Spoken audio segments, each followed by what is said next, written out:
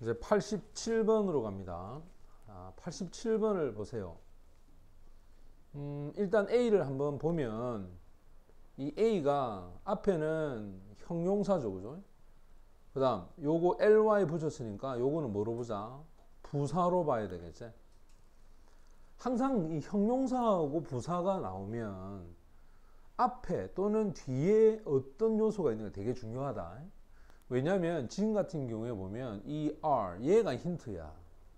그럼 봐라, y가 의문사제, people이 주어이가, 그지?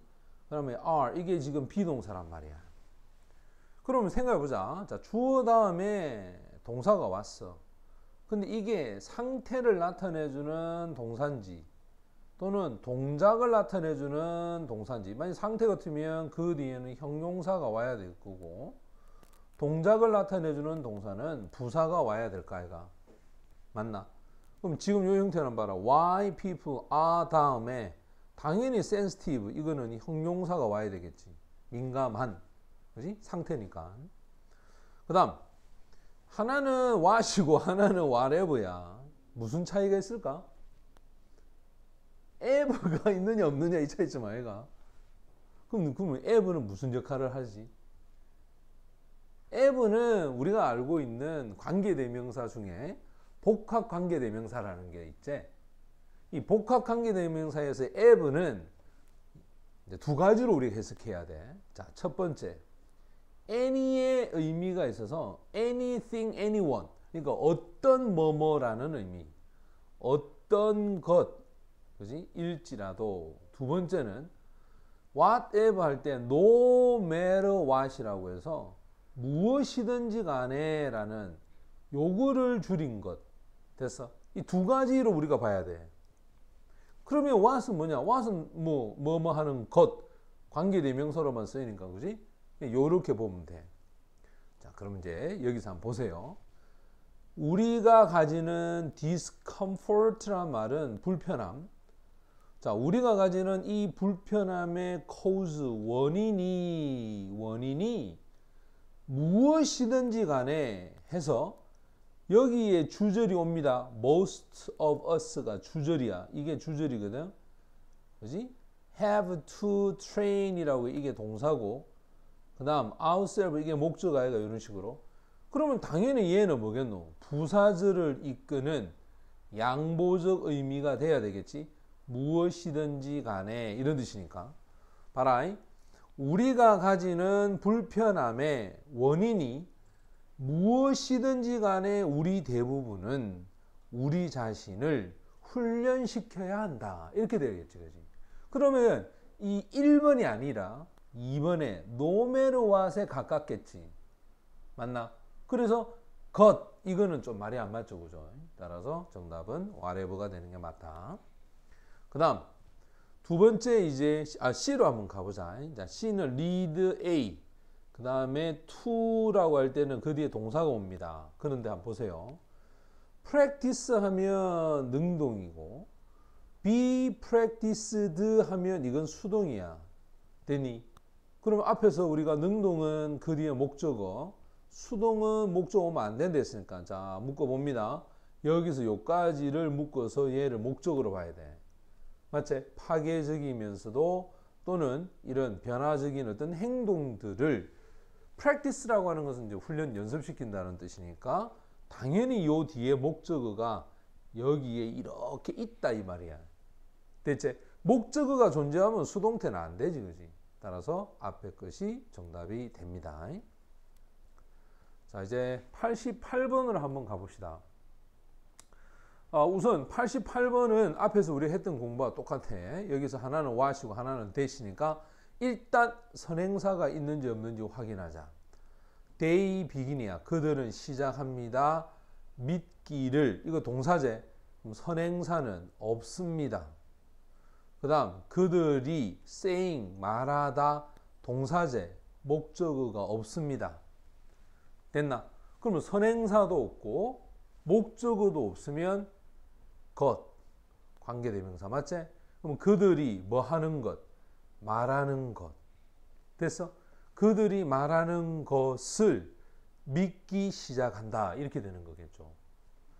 그 다음 B를 보면은 and then이라고 해서 그리고 나서라는 뜻이야. 우리가 보통 이 and then 할 때 이 and 앞에 어떤 동사가 있는지를 봐야 돼. 봐봐라. 여기에는 현재에, 여기에는 일이 붙였으니까 과거가 되죠. 그 다음 쭉 올라가면 동사가 하나 나옵니다. 맞지? 그 다음 또 올라가면 또 동사가 나와. 아, 지금 보면 이 head가 뭐냐 이 말이야. 앞에 주어가 이렇게 있고, 자, head. 이게 만약 동사로 썼다면 이건 분명히 사역 동사야. 시키다. 그럼 볼까? 우리가 사역 동사가 있으면 목적어 다음에 그지? 목적격 보어로 동사 원형을 쓴단 말이야. 이렇게. 맞지? 그러면 사역 동사니까 종류는 have, 그 다음에 make, 그 다음에 let. 됐지? 이 have, make, let이라는 사역 동사가 오면 그 뒤에 목적어, 그 다음 목적격 보어로 동사 원형을 쓰거든? 그럼 이제 생각해봐. 우리가 지난 시간에도 배웠어. 이 read에 걸리면은 야가 답이겠지? head에 걸리면은 야가 답이겠지. 왜? 얘가 과거형이니까. 그럼 누가 무엇을 하는지를 봐야 되는데, 봐. 여기 있는 이 동료가 시켰다. 대학교 학생들이 읽고 나서, 자, 읽었어. 그럼 그러고 나면 대학교 학생들이 뭐 해야 돼? 요약을 하지. 맞지? 학생들이 요약하는 거니까 요 read라는 동사에 걸려서 얘가 첫 번째고, 그 다음 얘가 두 번째가 되는 거야. 이렇게. 됐어? 그 다음, 자, 이제 세 번째 C로 한번 가자. 여러분들 그 ask 뜻이 뭘까요? ask. ask가 뭔가를, 뭐뭐를 묻다, 요구하다, 이런 말이거든. 원래 이 ask의 구조는 있지. 세 가지다. 삼형식이 있어요. 목적어. 뭐뭇을 묻다. 그 다음에 ask 쓰고, 그 다음에 간접 목적어 쓰고, 자, 이제 요거 없애고, 간접 목적어 쓰고, 그 다음 뭐? 직접 목적어 옵니다. 누구누구에게 뭐뭇을 요구하다, 묻다. 그 다음 ask는 오형식 구조가 있다. 목적어 쓰고 그 다음에 to 부정사 쓰죠. 이런 식으로. 그래서 누구누구에게 뭐뭐 하도록 요구하다. 요게 눈에 들어와야 돼. 맞나? 그러면 자, 이제 이 상태에서 우리가 한번 봅시다. 뒤에 보니까 뭐가 있냐면 to recall이라서 이거 부정사가 와 있네. 이렇게. 맞지? 그럼 봐봐. 자, 선생님이 아까 얘기했던 바로 ask 다음에 목적어에 to 안 오죠. ask 다음에 간목, 직목 아니거든. 그럼 ask 다음에 목적어 다음에 to가 있는데 이 to 있단 말이야. 이렇게. 맞나? 근데 이건 능동이란 말이야. 예를 들어서 이 구조에서 이 목적어가 주어로 가고 수동태가 되면 to 부정사가 이 ask를 수식하는 구조가 되겠지. 따라서 이거 능동을 이렇게 쓰게 되면 이 ask 뒤에는 목적어 와야 돼. 이렇게. 이 목적어 안 보인단 말이야. 그 말은 이 ask가 능동이 아니라 뭐가 되어야 한다? 수동이 되어야 한다 이 말이야. 됐나? 그러면 뒤에 to recall이라고 하는 것이 앞에 있는 ask들을 수식하겠지.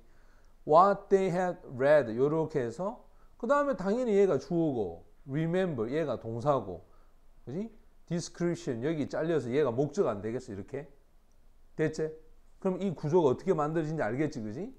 정답은 당연히 뭐겠노? 수동에 해당하는 ask 요구를 받았을 때 뭐 하라고? recall 떠올려라고 연상하도록 요구를 받았던 그들은 기억을 했더라. 이렇게 되겠지. 무슨 말이 되죠? 그죠? 오케이. 자, 이렇게 해서 ED가 정답이 됩니다.